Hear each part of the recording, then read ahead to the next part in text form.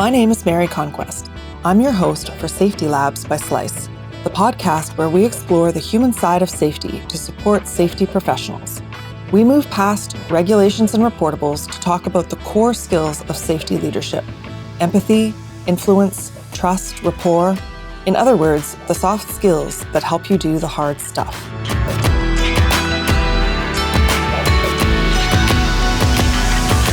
Joel Neily is the Safety and Risk Manager at Bruce Automotive Dealerships in Western Nova Scotia.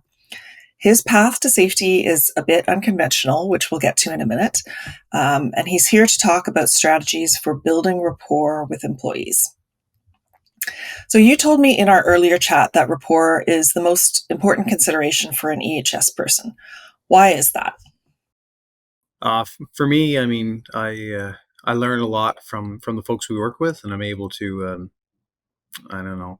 find out the small details that end up fixing the bigger problems. A lot of times the guys on the floor, they know the real issues. We think we have a pretty good idea about them, but they really know what's up. And when you're down there and you talk to the guy that maybe doesn't get a lot of face time with someone from, the executive team or something like that, they kind of really appreciate it, and then that's how we fix our problems. Yeah, well, yeah, they appreciate it, and that's really kind of the core of rapport, isn't it? Which is trust. So I hinted at your sort of route into OHS. So lots of OHS people go through formal training, diploma, certificate programs. You took a different route. Tell us a little bit about that. And you have already hinted, but why it gives you a different perspective from some of your safety colleagues. And also, were there any specific advantages or disadvantages to your journey? Yeah, so I grew up on a farm and forestry operation in Nova Scotia here in Canada, and my father was always really strong on safety, which was kind of nice. And we always had a big transportation background. We had some trucks and stuff like that, and so I took a job at a big factory when I was younger, producing paper, and they closed down, and they offered us job retraining. So I took a training as a truck driver in Canada. Here it's a 12-week course. I did that for 10 years. It was great. I mean, I got to see a lot of the United States, a lot of Canada, a lot of cool spots I never would have seen growing up in kind of rural Nova Scotia. And it's a lot of work. So then I was like, man, there's got to be a better way. So I started joining all the OHS teams. And then I took a job as a professional trainer at a company called Commercial Safety College in Nova Scotia, probably about 150 kilometers away from where I live, and became a driver trainer. And then we created a new type of driver training course where we basically started at companies, and we were able to bring people in who had no experience ever in a truck. They were never part of it, and we from day one, we basically opened the door for them and showed them what the inside of a cab looked like. And after 8 weeks, they were ready to take their test, and then they did another 4 weeks on the road with another coach. And that program went really, really well for 3 or 4 years. And then the company that I was teaching at offered me the position running their safety program in-house. So I was able to move into the office I was kind of looking for. I did that for a number of years, and kind of started building a little bit of a name around the valley. And the Bruce Group decided to create a position as they had grown exponentially over the last couple of years, and we're kind of at a point where they needed someone. And a friend of mine worked there, and he went to their HR manager and he said, listen, I know a guy. He's not looking to move, but anyways, they called me, and we chatted, and the rest is history. I was able to come in here, kind of work my way up. I definitely wouldn't encourage this path to everyone. I mean, it took 20 years, and it is not easy. I find I've had to fight for everything over the years, and really probably prove myself more than if I had have gone to school. And I will say, I went to college and took business when I first got out of school. I was an honors with distinction student. I mean, I had done well in school. I just had no real. I just didn't feel like going on, anymore in a post-secondary education. So. Yeah, no, and when I said no training, I meant sort of specific to safety. So, yeah, you talked about some of the disadvantages. What do you think the advantages are of coming up the way that you did?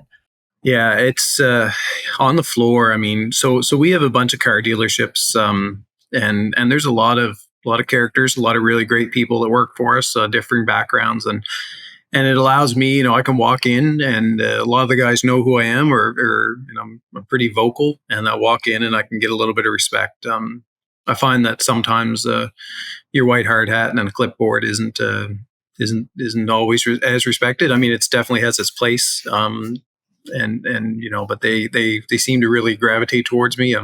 Everybody in the company says that there's no one else here that talks to more people in the run of a week than me. So that's kind of I like that. I mean, that's what I'm here to do. Yeah, I had that impression before. You mentioned the person who talks to the most people. Why do you think that's important?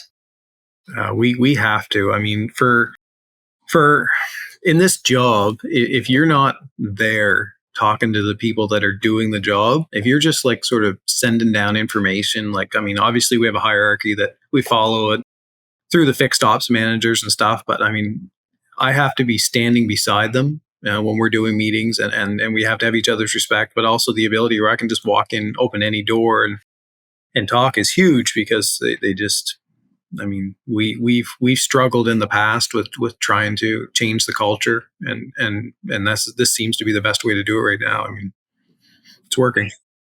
Yeah, so when you position yourself as one of the guys, that's kind of, you know, metaphorically speaking, um, it sounds like you're finding that people listen to you more. Are there any risks with that? Like, do you think there's any danger of losing authority in anyone's eyes, or?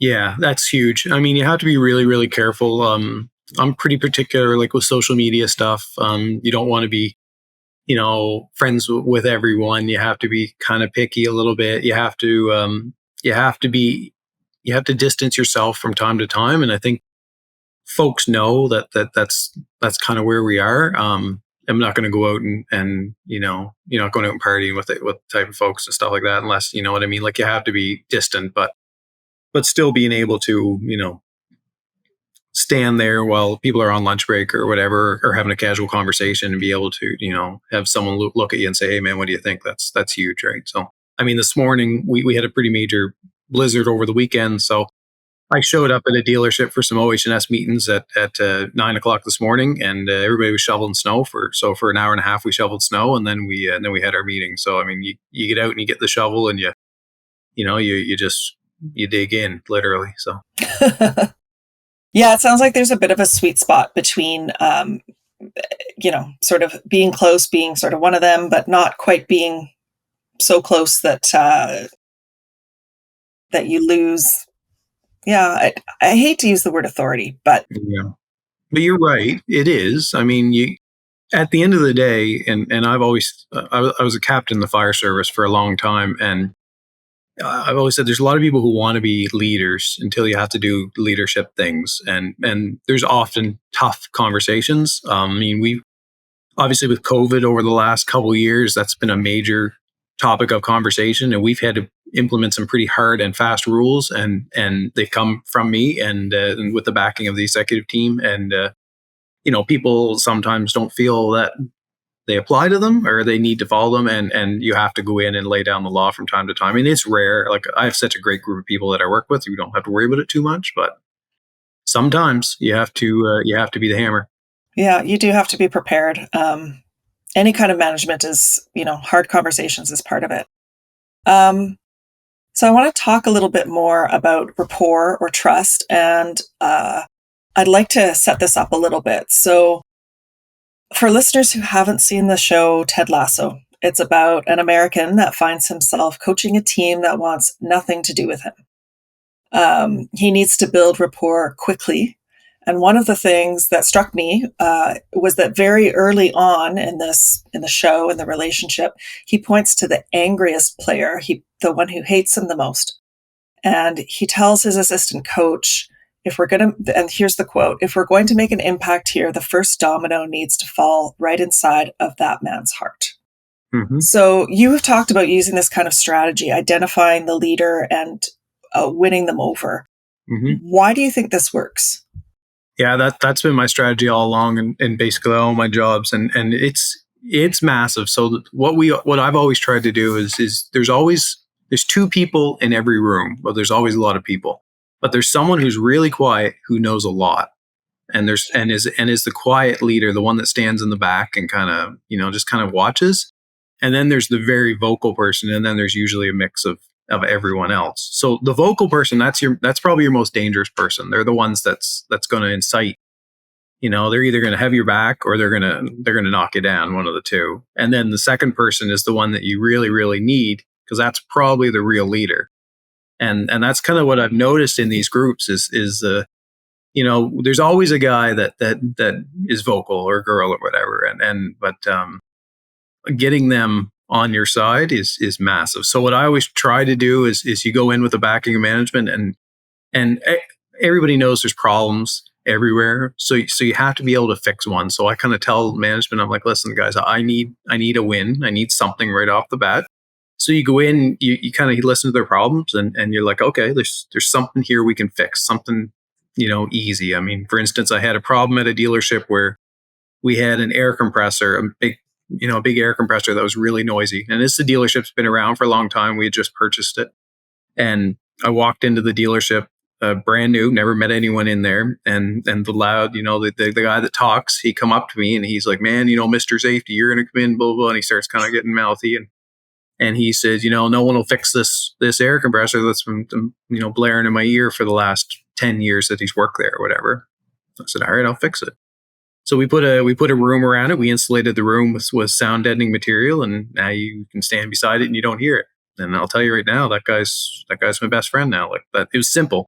Someone should have done it 10 years ago. It cost us maybe $1,000. Like it was, that's the stuff that makes the difference. And I think in this day and age, we're running into retention issues, especially amongst highly trained technicians, is the biggest issue that most dealerships face. It's easier to find people who can sell and kind of the shiny parts of the dealership, but to find a good technician is difficult, and keep them.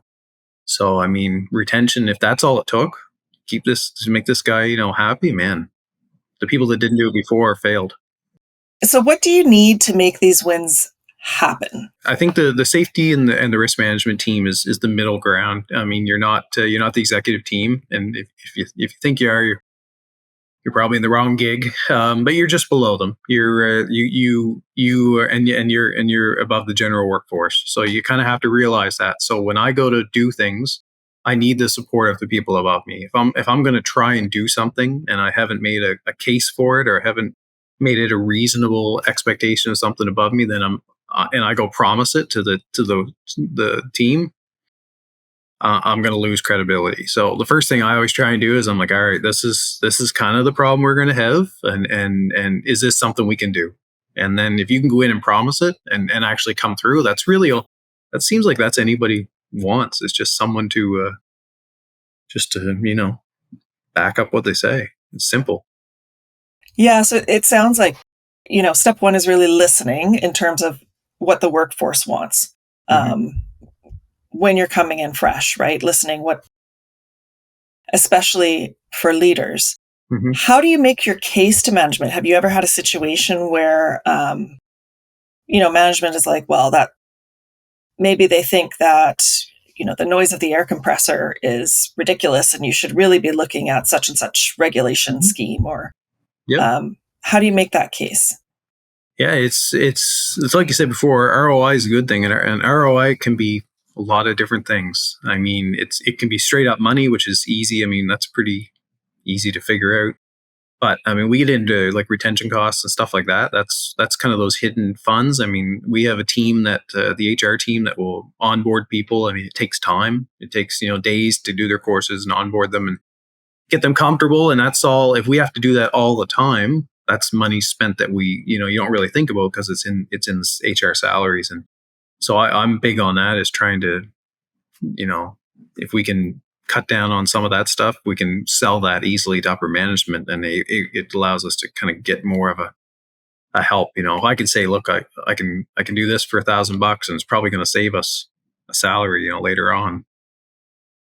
I don't think anyone will argue with that. Yeah, I think money tends to talk.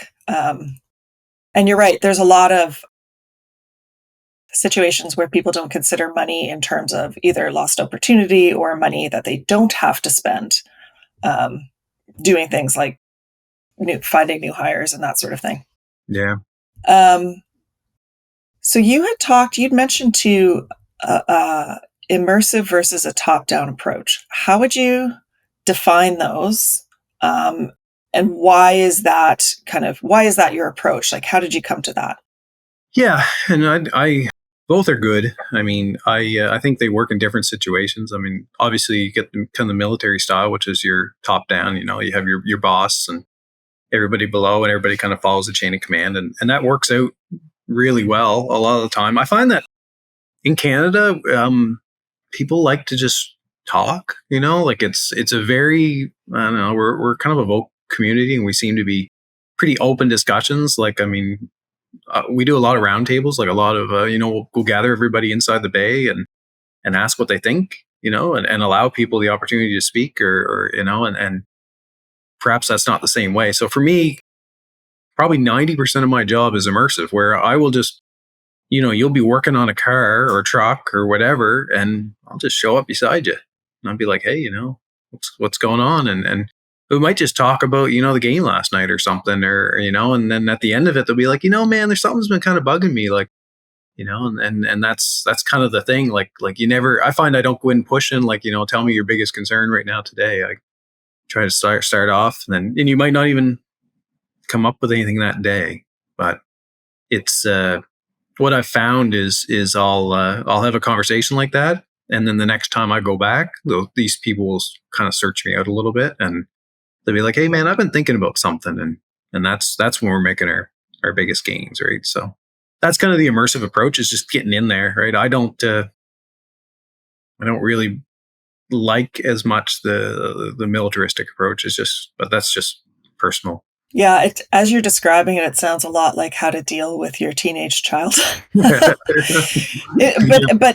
I mean, it's true in that you are building rapport, you're planting those seeds, you're gaining trust, so that the next time there's an issue, that person is ready to talk to you about it. So, and that's it. I mean, we found a lot of times that if folks aren't willing to talk, you're wasting your time. They're wasting salary on me. I mean, people we have to be in there and have to be, making people feel like they can talk. And that's probably one of the biggest part for me is people don't feel like they can speak their mind or say their worries, and we failed. So. Yeah, I wonder, given your experience, do you think that the safety industry, safety management, has changed from a top down to more of an immersive kind of overall? Like, obviously there are examples of different styles all over the place, but are you noticing any changes? Or Yeah, I mean, 20 years ago when I started in transportation, it was a different ball game. I mean, we were basically thrown out on the road, and you got to think, back then there was no Facebook, cell phones. I mean, like, you would cross the border into the United States. We didn't have international calling plans. Like, for 4 or 5 days, you were basically gone. And there was literally no one that was able to help you. I mean, you could use those old phone cards that we'd go to these pay phones at a truck stop, and you type in 57 numbers, and eventually you talk to someone for 4.5 minutes. But it was a whole different world back then. And you would have, every once in a while you get a communication from the company, from whoever the safety manager of the day was, and it would just be like a form, a memorandum or something, and you never knew them. You know who they were, especially as a long haul driver. You weren't at the office very much, and you really didn't care. I don't remember any of them because they weren't memorable. yeah, which is a good point. Yeah, and now we have so many potential surveillance uh, communication tools that. Well, that's it. That's the change. I mean, nowadays we are able to be more immersive, no matter where they are. I mean, as a growing group, we're expanding all the time. Geographically, we're going to be into a pretty strong geographic area soon, so that, like, it'll be more difficult to be a more on the floor presence, which is probably one of my greatest worries.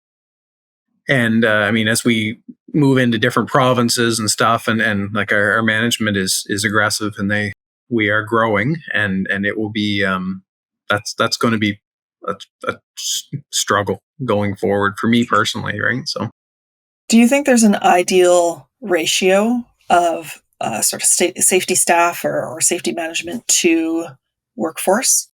yeah, and that's exactly where we're getting into right now for us. Like we're at 10 dealerships, which are spread over 200 kilometers. So I mean, it's about 2 hours, 2.5 hours I can drive between them, which is pretty easy, right?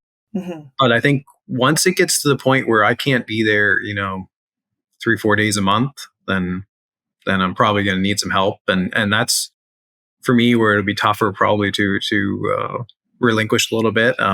I was able to have really good counterparts at my last job, and I trusted them completely. So it'll be interesting to see what we do here. But I mean, that will be the plan in the future, obviously, to have some more people, because we're just going to get spread too thin. Yeah, I think the technologies of today just wouldn't work in that setting, right? Like if you were safety management for an office type environment, then sure, Zoom meetings, that kind of Yeah. thing. But I don't really see an auto technician No, stopping no, to it's do a Zoom difficult. call. Yeah. Exactly. Yeah, and that's you have to be there, and I know going forward, like when we purchase more dealerships, like I'm going to be at them, and like I've kind of been mentioning to the folks, because I mean this year looks like it should be a good year, and when I've been doing meetings and meeting with folks lately, I'm like, look, guys, like by summer could be away for a bit, and so I'm kind of trying to soften it a little bit, because made such good connections with these folks that they come to kind of expect it. They'll be like, Joel, man, can you pop over this afternoon, right? And that's that's not going to be able to do for a while, likely. So Yeah, I worried. guess, and that's the situation, picturing a safety manager in a giant company who's got, massive staff. Um, would you have any tips or ideas of how to manage that um, if you just physically can't walk the floor all the time? Let's say you're working for a massive company. Yeah, and that's if you can't, I mean, you can't. That's it. I mean, I'm big on building a team. We're definitely a team based organization here, where I'll try and work together. I would hope you could have a representative that could kind of handle your concerns. If not, then you're going to have to rely on your managers. I mean, which are great, and the ones that I work with are awesome as well. But I mean, everybody's busy. But if you have a receptive, fixed operations manager or general manager that can kind of step in and say, listen, this is my door's open, which they have a really good policy of that here. I mean, I don't think there's anyone that couldn't go and speak to the owner.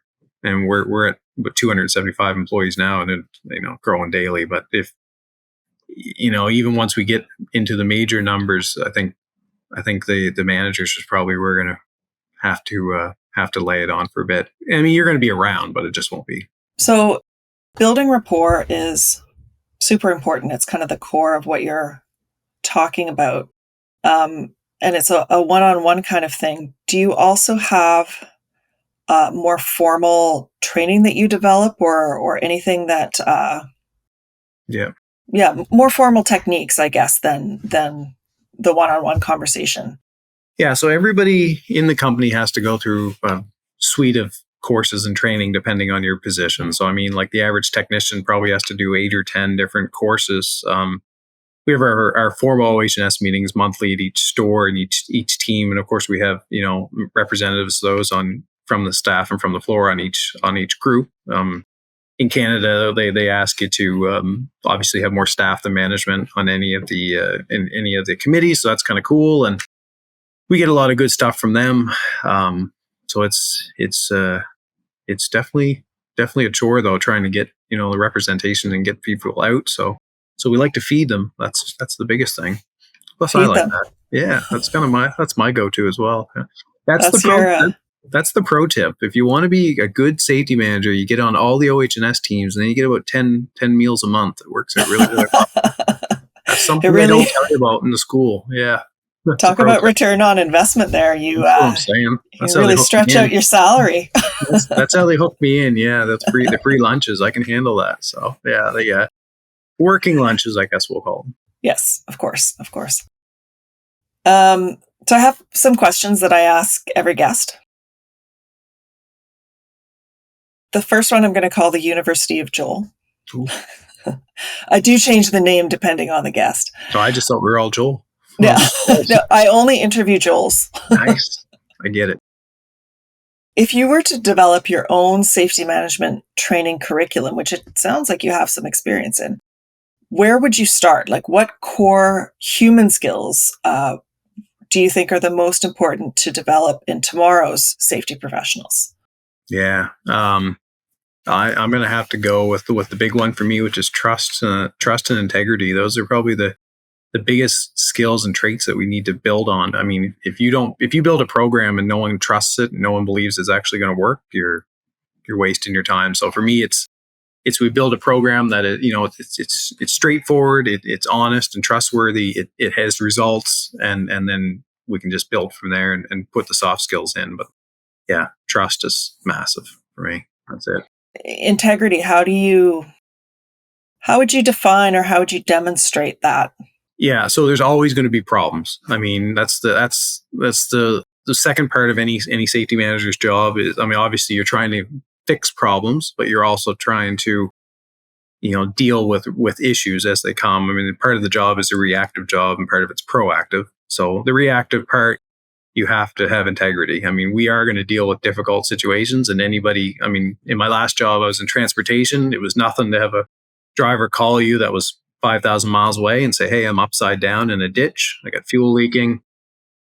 Fix the problem. And that was, you just had to be the person. And at the end of the day, someone needs to be the person. And that's the integrity part.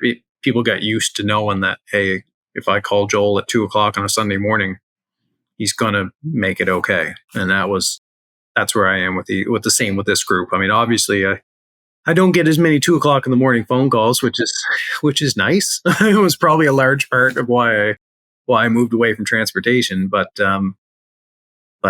they know when they call that I'm going to fix the problem or find someone who can. And that's the integrity part for me. So let's turn back time for a minute. If you could travel back in time and speak to yourself at the beginning of your career, and if you could give only one piece of advice to young Joel, what do you think that would be? That's a great question. So like I said before, I did really well in school. Came relatively easy. I did go to college. I was going to go to university, but I was like, no, I'm just going to do a small college. Did really well. I really enjoyed it. And it was a school that went until May. So it used to end in May. So in April, I can remember I was 19 years old, and I was sitting and I was looking out a window at the school, and I realized I had been in school since I was 5 years old. And I got up and never went back. And that was probably an error.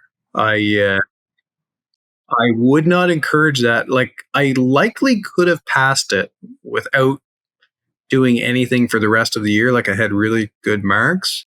I just couldn't do it anymore. I was sitting there, and I remember it. Like, I was just like, man, I've been sitting in a classroom my entire life, and I just didn't want to do it anymore. And that was that. So if I had to look back, I would probably say that waiting out that one more month probably would have been a wise thing to do. So because I had to pay the loan off for the next 7 years. So yeah, that was, of all the things I've done in my life, that might not have been the finest. Yeah, but anyways. But you know what? It led you to where you are now. So yeah, but it was way harder.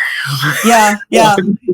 I just, man, there is a huge, like, I'm a huge proponent of school. My wife is a double master's level teacher, and I mean, she's worked her whole life to get where she is, and she's extremely smart and extremely well educated, and she's worked hard on that way, whereas I've had to grind more, and I don't know which one's easier, but I find that sometimes the documentation on the wall, especially with upper management, gives you a lot more credibility. For me, I've had to go into most of my interviews and basically win someone over, and at the end of it, you're more or less saying, like, look, it will be the best decision you'll ever make if you give me a chance.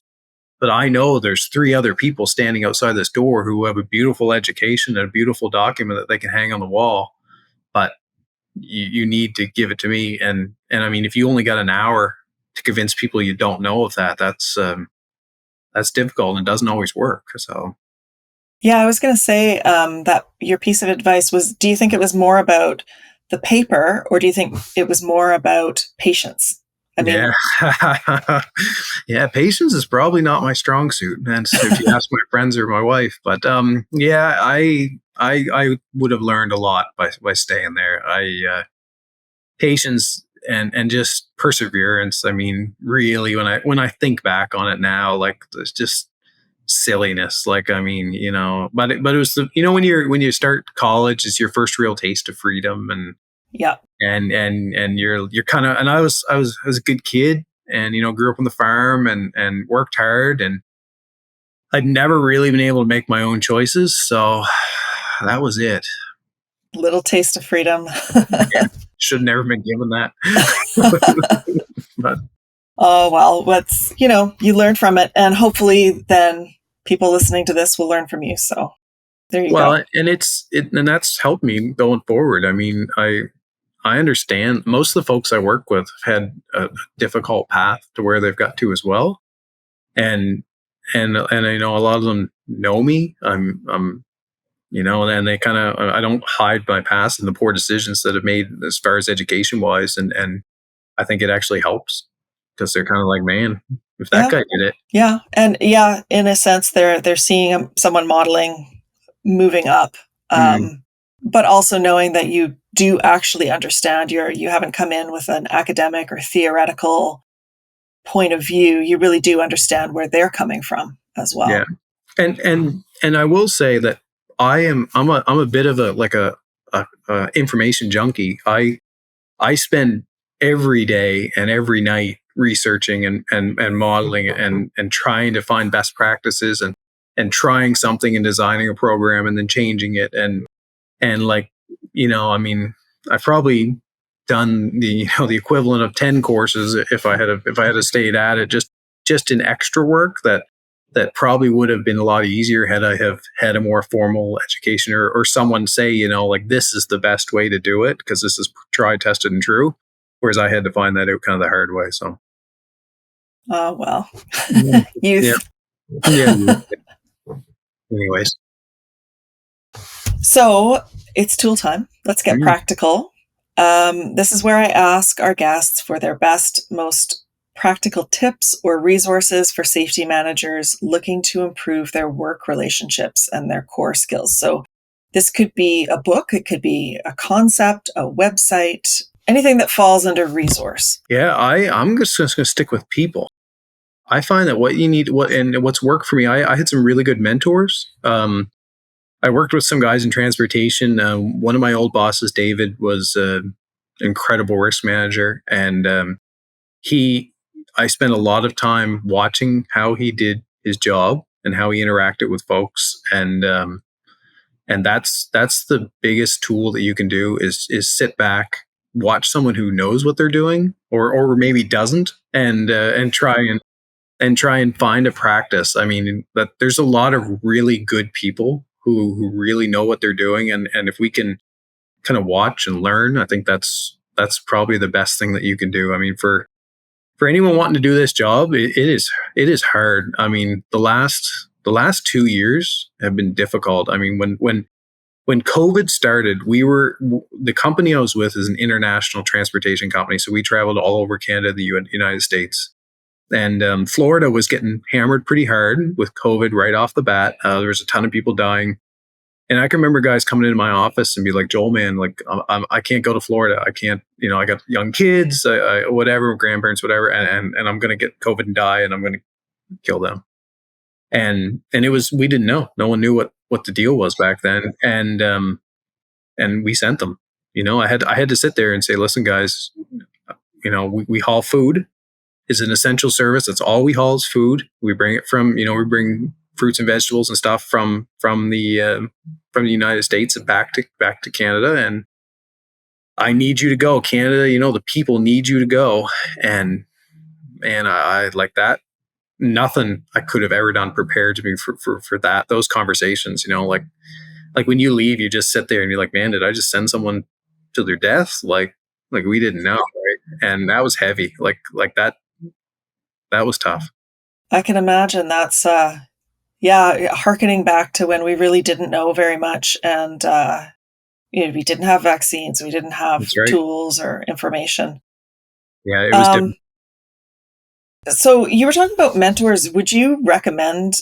I actually don't know if there are a lot of sort of formal mentorship programs in the safety industry. I know they exist sort of in a lot of knowledge work industries, but would you recommend just like actually finding a safety manager and talking to them and making it explicit, or is it just more about watching and learning? Yeah, I 100% recommend finding someone. I don't think there's too many people out there who get dropped into this role with zero training. I mean, even if you go to school and get a degree, I would think, or I would hope that there's still some element of, on the job training or working with someone.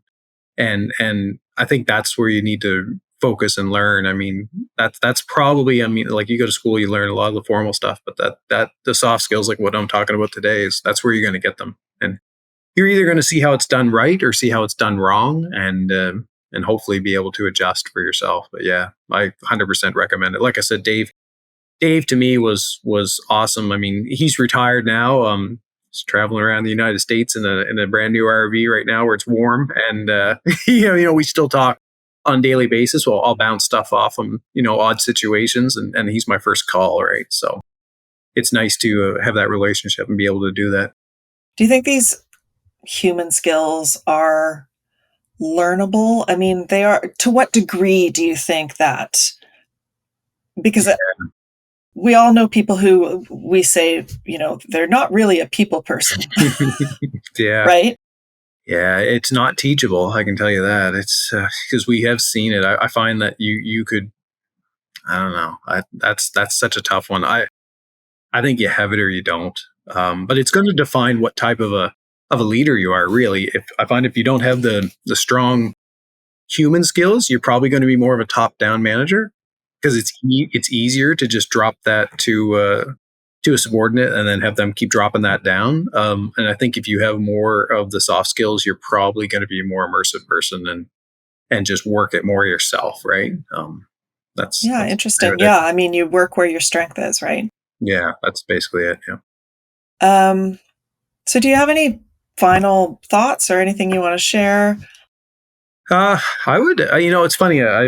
I'm doing this now at this group for a year, and now I'm starting to get guys kind of reach out to me and they're like, "Hey, man, are you looking for someone to work with you, or are you looking for someone to kind of join your team?" And I'm not yet. I mean, we're not far away from that, hopefully, but I think it for me. That's kind of a badge of honor, because that means that people are kind of, well, one of two things: either they've heard about the free meals, which is it's not bad, I must say, or they actually think that you're making a difference. And that to me kind of seems like if someone wants to work with you, like they're asking to work with you, then they probably think that you're worthwhile working with, which to me is huge. I mean, I've had several different folks reach out to me and they're like, when you're looking for someone, I'd like to be that person, which is really cool, right? Like that's kind of the penultimate thing. Like that's what I'm searching Yeah, for. Yeah. So absolutely. yeah, Although the question on everyone's mind really is how much lobster are in these free meals? there's a lot. Yeah. I mean, obviously here on the East Coast, those things just run wild, right? Sometimes there's traffic jams, so just lobsters run around on the highway. Yeah. Yeah. I'm not a lobster person. I like steak. I don't know. Really? Oh man, everybody out here just eats steak. We don't like lobster. That's so funny because I always joke. I grew up in Alberta and I always joke that I got kicked out because I didn't particularly like steak. Yeah, man, that's what it's all about. Yeah, we feed the lobster to the tourists when they come here in the summer. That's it. Yeah. Well, yes, I have eaten lobster as a tourist in Nova Scotia in the summer. Oh, well, there you go. So there you go. You get out to Halls Harbor. There's a big lobster pound in Peggy's Cove there and stuff. It's a half hour from where I'm at, and it's it's definitely this time of year. It's nice. It gets a little busy in the summer, but we love seeing our tourists come down. It's pretty Oh, massive. I've been to Peggy's Cove. It's Oh, beautiful. really? Cool, Yeah, cool. and dangerous Yeah, the if you're Black not paying Rocks. attention. Yeah, Yeah. we every year a couple of people get a little too close and have to go out and pick them out of the ocean. And the downside with the Atlantic Ocean is it doesn't get warm. Like we have a lot of really nice beaches that no one swims at because it's cold all the Yeah. time. Yeah, well, here way over on the West Coast, we unfortunately have people, storm watchers who tend to get a little too close in the winter on Yeah, those wild um, storms. I know. I hear it. So, where can our listeners find you on the web? I'm pretty well every social. I mean, it's easy. Obviously, LinkedIn and stuff. I think we matched up here before. All the Facebook, Instagram, all that sort of good stuff. I'm pretty easy to find, but LinkedIn's probably the easiest. Yeah. Great. Yeah. All right. Well, thank you very much. It was great talking to you. I really enjoyed it. It was nice to chat.